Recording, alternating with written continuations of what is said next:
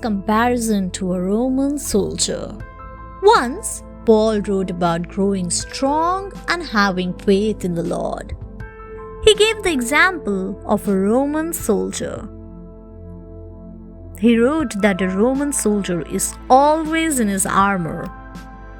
Whenever the Romans conquered any place, they brought law and order to it.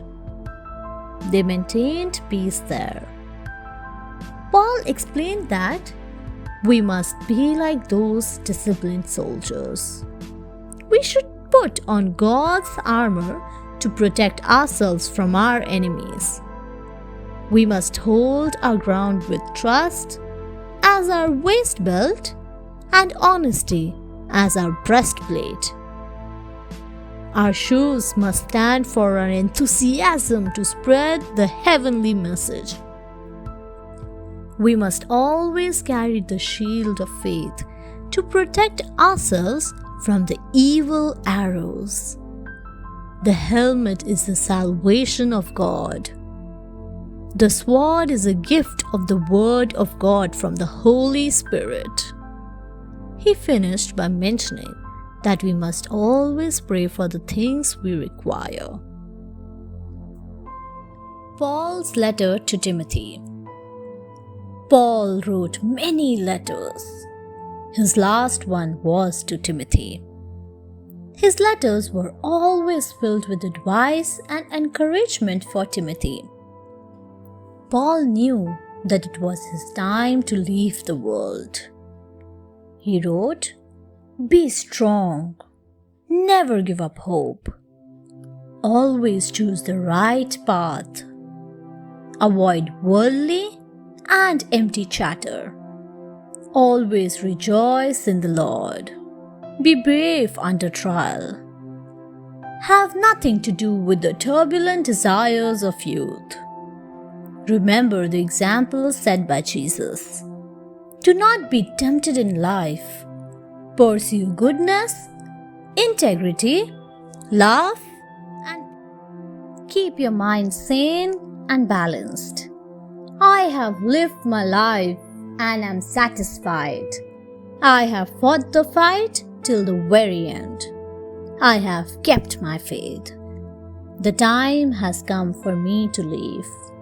I am certain that the good Lord would come and take me to heaven above in His kingdom." The Last Supper. It was the time of the Passover feast. The supper was to be held in a house in Jerusalem. In the evening, Jesus and his 12 disciples met in the house and sat down to eat. Jesus said, "I want to share this supper with you." He thanked God for the bread and shared it with the disciples and said, "Take this and eat it. This is my body, which is given for you." After the meal, he took a cup of wine. He said, "This is my blood. It is given for you." Then they all took a sip from the cup. "Share all this to remember me," he said. At the end of the supper, Jesus told his apostles, "I give to you a new commandment, that you love each other. Even as I have loved you, that you also love one another." Since then, it has been an important Christian tradition of sharing the bread and wine on the day of Eucharist or the Holy Communion. Jesus washes the feet of his disciples. After the meal, Jesus got up from the table and went to a different part of the room. He brought a large bowl. He poured water into it and began to wash the disciples' feet.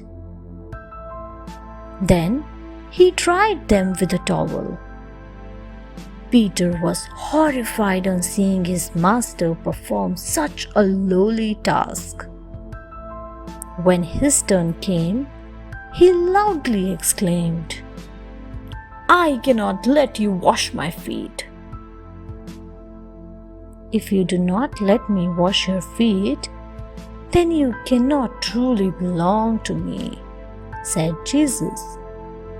Peter replied, "Wash my feet? In fact, wash all of me." In the end, Jesus said that he had given all of them an example. He said that if he could perform such a lowly task as washing their feet, then they should also be prepared to wash one another's feet. Thanks for watching. Do like, share, subscribe to Sahil Book House.